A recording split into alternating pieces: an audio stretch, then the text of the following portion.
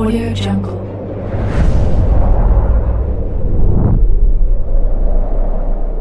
Yo, balik lagi bersama Mimin di Manhwa TV. Kali ini kita akan lanjutkan pembahasan dari cerita After Improv King Dog I Became a Billionaire. Mimin infokan kembali bagi teman-teman yang ingin menonton video terbaru lebih cepat, silahkan bergabung menjadi member di channel ini dengan biaya 5.000 per bulannya. Jika tidak, teman-teman bisa bersabar lebih dulu selama 2-3 hari untuk menonton video tersebut. Tanpa berlama-lama, yuk kita masuk ke ceritanya.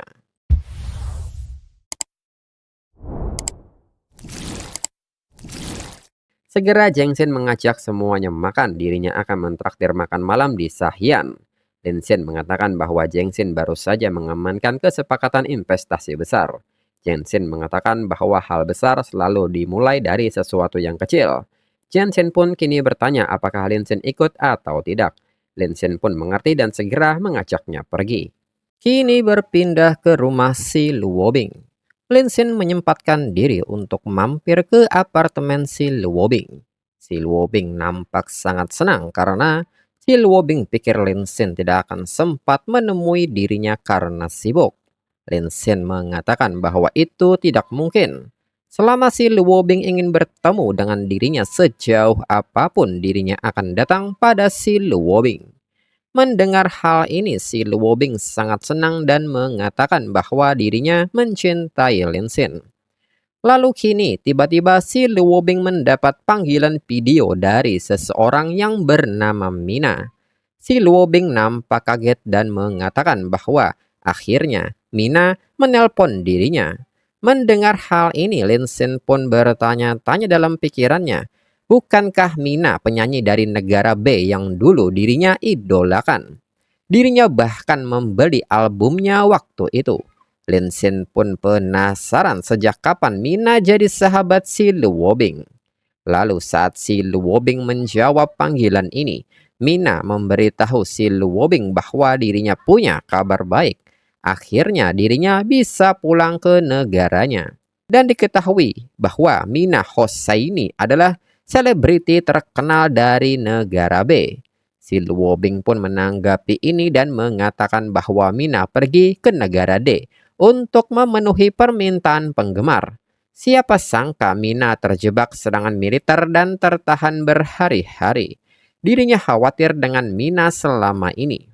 Mina pun mengatakan bahwa dirinya mendengar ada jet pribadi yang dilelang besok, dirinya harus bisa membelinya. Tapi masalahnya, salah satu pemegang saham lelang itu adalah orang yang menyebalkan yang pernah dirinya ceritakan dulu. Semoga saja hal ini tidak jadi masalah. Si Luobing mengatakan bahwa jika uang Mina kurang, dirinya bisa bantu. Mina pun menanggapi ini dan mengatakan meski dirinya sudah jatuh dari puncak, dirinya pernah jadi superstar internasional. Membeli jet pribadi bukan masalah besar. Si Luobing mengerti. Dalam pikiran Linsin, Mina dulu sangat terkenal, reputasinya setara Taylor Swift. Lalu popularitasnya turun drastis, belakangan hampir tidak ada kabar. Linsin pun penasaran apa yang sebenarnya terjadi. Lalu Mina pun menyadari sesuatu dan bertanya mengapa wajah si Luobing sangat merah. Si Luobing mengatakan bahwa dirinya baru saja mandi. Mina pun mengatakan bahwa si Luobing lebih cantik tanpa riasan. Setelah melewati bahaya ini, dirinya sadar hidupnya begitu rapuh, bisa berakhir kapan saja. Karena itu dirinya sudah memutuskan saat keluar dari sini, dirinya akan menemui si Luobing serta ada sesuatu yang ingin dirinya katakan. Si Luobing pun seketika mengatakan jika ada sesuatu Mina bisa langsung bilang. Mina yang tampak malu mengatakan bahwa si Luobing akan tahu saat mereka bertemu. Mendengar hal ini, Linsin nampak kaget dan bertanya-tanya dalam pikirannya. Apakah ini sungguhan Mina sungguh mencoba merebut kekasihnya? Mina pun kini mencukupkan hal ini dan mengajak si Luobing untuk membicarakan hal yang lain saja. Mina kini bertanya apakah si Luobing ingat pertama kali mereka mandi bersama. Si Luobing meminta Mina untuk tidak mengingatnya. Mina terlalu berani untuk orang yang baru dirinya kenal. Mereka baru kenal sehari. Mina masuk saat dirinya sedang mandi. Mina pun mengatakan bahwa itu pemandian umum wanita di belakang panggung, mana bisa disebut menerobos. Selain itu, bukannya setelah itu mereka jadi lebih dekat. Linsin yang mendengar hal ini semakin penasaran dan bertanya dengan berbisik kepada si Luobing. Jangan bilang ada sesuatu yang terjadi di pemandian ini. Si Luobing memberitahu Linsin bahwa tidak ada apa-apa, mereka hanya bercanda. Namun di saat itu Mina mendengar ucapan si Luobing dan menyebut itu bohong. Si Luobing mulai meraba setelah bicara sebentar. Mendengar hal ini Linsin seketika mencoba sesuatu hingga membuat si Luobing kaget. Si Luobing bertanya apa yang Linsin lakukan. Linsin mengatakan bahwa dirinya hanya membantu si Luobing mengingat masa lalu. Mina yang melihat si Luobing mengalihkan pandangan kameranya bertanya apakah si Luobing malu dan berusaha untuk menghindar. Jangan lupa si Luobing menyentuh kakinya setelah itu, bahkan bilang kakinya panjang dan putih. Tapi rasanya si Luobing jauh lebih indah dan dirinya tidak pernah puas menyentuh si Luobing. Mendengar hal ini, Linsin mencoba menggali lebih dalam agar si Luobing mengingatnya. Si Luobing seketika mengatakan kepada Mina bahwa mereka akan bicara lain kali lagi. Namun Mina meminta si Luobing untuk tidak menutup teleponnya. Mereka baru terhubung, dirinya ingin bicara lebih banyak. Apakah si Luobing ingat saat mereka latihan duet tari? Si Luobing kesulitan untuk menanggapi hal ini. Mina mengatakan bahwa dirinya menari, memerankan pria dan si Luobing memerankan wanita. Dirinya memegang pinggang si Luobing. Cara si Luobing melengkung ke belakang sangat menggoda. Si Luobing pun mengatakan bahwa mereka memang pernah menari itu sekali. Mina mengatakan bahwa saat itu dirinya memeluk si Luobing dengan erat dan menaruh tangan di pinggang si Luobing. Pinggang si Luobing sangat ramping dan lembut. Linsin yang terus mendengar hal ini berpikir, mereka akan buat ini lebih panas lagi hingga Linsin juga melakukan tarian itu bersama si Luobing. Mina pun mengatakan bahwa dirinya sangat mencintai si Luobing dan dilihat dari kamera saat ini, sepertinya si Luobing sungguh mengulang adegan itu sekarang. Si Luobing yang tidak ingin Mina melihat terlalu jauh, segera mengalihkan pandangan kameranya. Mina bertanya apakah si Luobing malu. Harus dirinya akui si Luobing semakin cantik. Sejak terakhir kali dirinya lihat 3 bulan yang lalu. Untung dirinya satu-satunya yang bisa melihat si Luobing seperti itu. Kalau tidak lelaki mana yang bisa menahan senjatanya? Linsin yang mendengar hal ini seketika memandang si Luobing dengan tatapan jahat serta menilai bahwa Mina bukan satu-satunya yang melihatnya seperti ini, tapi tak bisa menahan senjata dirinya itu memang benar. Lalu Mina pun bertanya apakah si Luobing masih belum punya pacar. Dalam pikiran si Luobing untuk saat ini dirinya masih merasa belum pantas jadi pacar Linsin.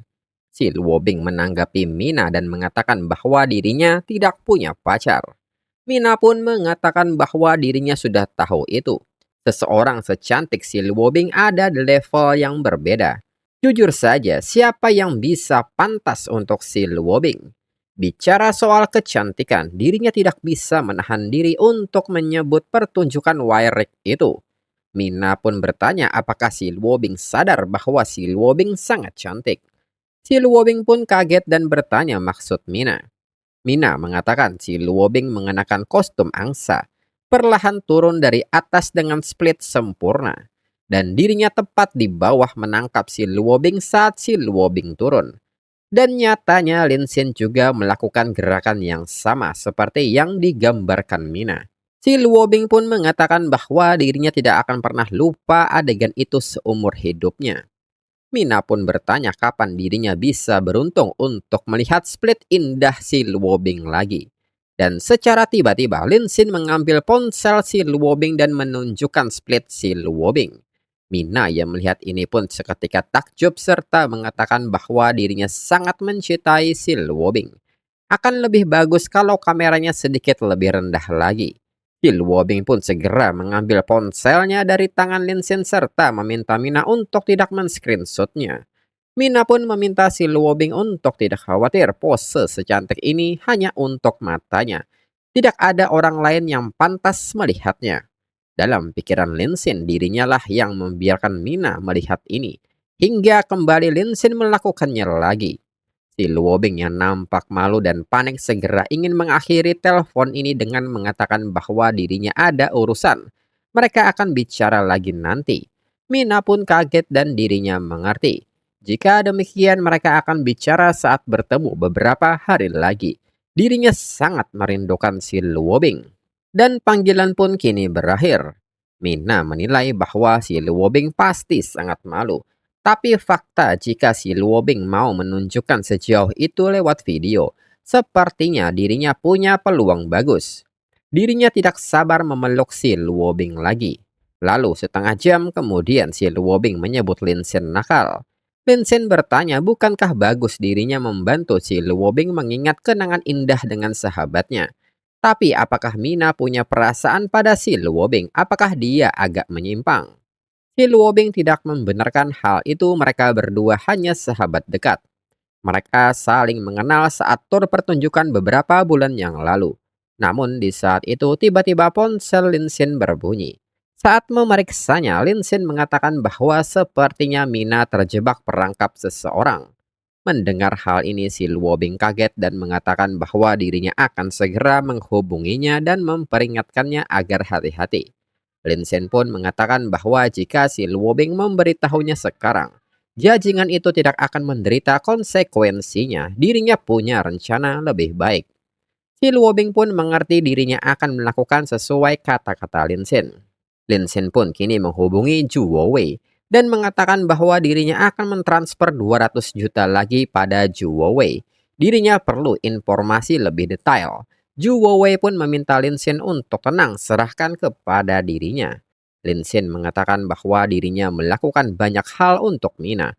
Jadi meminta sedikit imbalan dari si Luobing bukankah itu tidak berlebihan? Si Luobing mengatakan bahwa dirinya sepenuhnya sudah milik Linsin. Namun hanya satu pintanya, bersikaplah sedikit lebih lembut. Lalu keesokan harinya di negara D, Five Star Auction House. Mina pun kini telah tiba di tempat lelang ditemani oleh Park Seong-jun, yang merupakan asisten eksekutif Mina. Seong-jun memberitahu Mina bahwa lelang jet pribadi berlangsung di sini. Dirinya dengar rumah lelang ini punya hubungan dengan keluarga kerajaan, jadi tidak perlu khawatir soal keamanan. Dalam pikiran Mina saat dirinya mendapatkan jet, dirinya akan langsung pergi ke si Luobing. Lalu di saat itu, seorang pria yang bernama Sultan yang merupakan taipan di negara D dan fans garis keras Mina datang menyapanya serta mengatakan bahwa sangat kebetulan bertemu dengan Mina di sini. Mina seketika bertanya kepada Sultan dengan nada dingin apa yang Sultan lakukan di sini. Dalam pikiran Mina, sejak dirinya tiba di negara D, Sultan menempel pada dirinya seperti plester membandel yang tidak mau lepas. Sultan sama sekali tidak mau meninggalkan dirinya. Melihat sikap Mina, Sultan pun meminta Mina untuk tidak bersikap dingin. Dirinya dengar Mina berencana membeli pesawat, jadi dirinya datang jauh-jauh hanya untuk membantu Mina. Mengapa repot-repot membeli? Mina bisa menggunakan pesawat miliknya dan itu sepenuhnya gratis. Mina seketika bertanya apa yang Sultan inginkan sebagai imbalan. Sultan mengatakan bahwa dirinya hanya ingin satu malam bersama Mina. Mendengar hal ini Mina segera mendorong muka Sultan dan bertanya, udang kecil seperti Sultan ingin menunggangi kuda bagus, lebih baik Sultan menyingkir. Sultan menghalangi jalannya. Sultan yang marah dan tidak terima pun bertanya apakah Mina pikir bisa membeli pesawat itu. Jangan terlalu banyak berhayal. Mina pun menanggapi ini dan mengatakan bahwa sepertinya Sultan sudah menyiapkan banyak trik kotor. Tapi Mawar Damaskus tidak akan tunduk pada ancaman seperti Sultan. Dan di belakang Mina, Seongjun telah melakukan kontak mata dengan Sultan dengan niat buruk. Dalam pikiran Sultan, menjinakkan mawar berduri adalah yang membuat kemenangan berharga. Sementara itu di belakang mereka Juwawei telah memperhatikan ini serta merekamnya. Lalu kini di auction hall, pembawa acara mengatakan bahwa lelang hari ini agak istimewa karena hanya ada satu item yang dilelang. Item itu adalah Airbus 99 Private Jet. Lalu seorang pria yang bernama Judah, pemegang saham rumah lelang dan Loan Shark, menyapa semua orang dan mengatakan bahwa dirinya seorang rentenir. Jika ada di antara mereka yang kekurangan dana sedikit saja saat lelang dan ingin mendapatkan item yang diinginkan, mereka bisa meminjamkan uang dari dirinya. Bunganya bisa dinegosiasikan. Salah seorang dari mereka bertanya apakah ini serius rentenir mencari bisnis di dalam rumah lelang. Judah pun meminta mereka tenang, selain jadi rentenir dirinya juga salah satu pemegang saham rumah lelang ini. Jadi mereka bisa percaya pada kredibilitas dirinya. Lalu salah seorang dari mereka mengatakan bahwa dirinya baru ingat dirinya tahu siapa Judah, dia rentenir paling terpercaya di Dubai.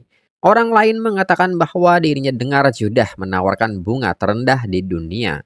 Mina yang mendengar hal ini bertanya kepada Seongjun apakah Seongjun pernah dengar tentang Judah. Seongjun pun mengiyakan hal ini, dirinya punya sedikit koneksi dengannya. Judah memang punya reputasi bagus di lingkaran ini. Selain itu dia penggemar berat Mina. Lalu kini pembawa acara mengatakan bahwa tawaran awal adalah 10 juta. Dengan ini lelang dimulai, hingga kini orang-orang mulai mengangkat papan nomor mereka dan menawarkan harganya. Hingga Sultan juga ikut-ikutan dalam hal ini. Sultan pun menyebut mereka sebagai pecundang bangkrut. Mereka bahkan tidak bisa menaikkan harga dengan benar. Hingga Sultan menawar dengan harga 100 juta. Mina pun menanggapi ini dan menawar lebih tinggi, yaitu sebesar 150 juta.